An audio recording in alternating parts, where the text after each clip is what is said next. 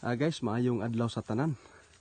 Naata karon diri guys sa ato ang kaibigan nga si Inkantong Itim guys. Gusto natin tanungin po guys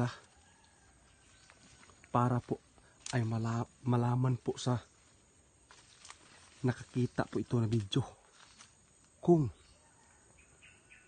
naabay makita si kaibigan karon guys nga ato ang ipapangutana sa iya sa kadugay guys. Karon pa yun ko kabalik diri og bisita kay kaibigan Inkantong Itim. Tungod kay importante kay ni guys. Gusto natong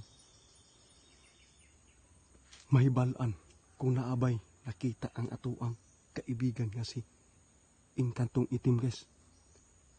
Ang topic po natin guys, tungkol po ito sa namatay sa binggit na si Cabral, yung pangalan po niya. Manginao ta guys kung naapa ba ang atuang kaibigan nga si Inkantong Itim. Kaibigan, maayong adlaw kaibigan.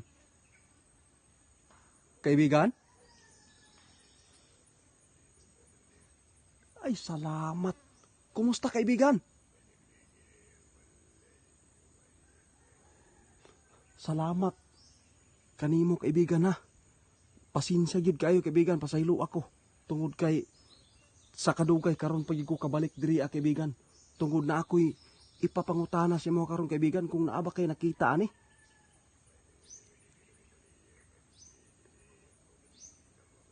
Grabe guys. Walay kausaban ang ato ang kaibigan nga si Inkantong Itim guys Kung kaya niya guys nga makita niya naagi siya i-answer sa ato Kung di niya makaya, surrender siya ani guys. Kaibigan, ang topic po natin kaibigan, tungkol po ito sa namatay po sa binggit na si Cabral. Naaba kay nakita ani kaibigan unsay motibo?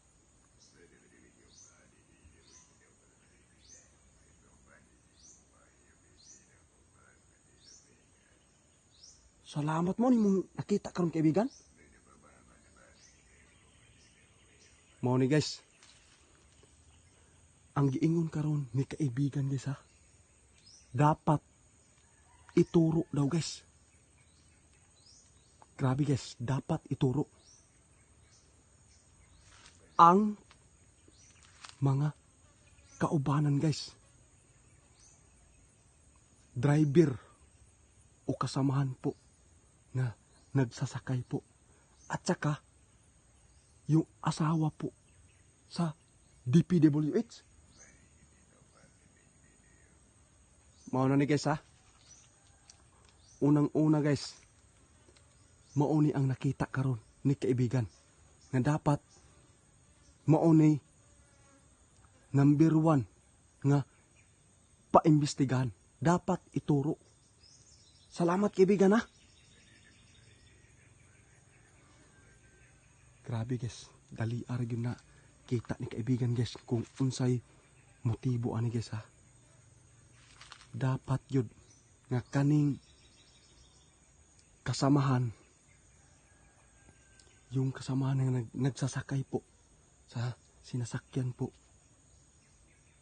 mauni dapat ituro yun guys kung kinsa man ni sila nga mga kaubanan o kaning asawa po sa DPWH.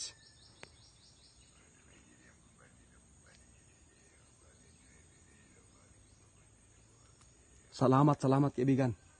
Maog yun ni ang unang-una daw guys nga dapat yun nga mauni ang imbestigahan. Maura ni ingon, maura ni dali nga answer ni kaibigan. Kung kinsa may mga kaubanan niya guys, maog yun ang pinakauna nga dapat imbestigahan. Salamat kaibigan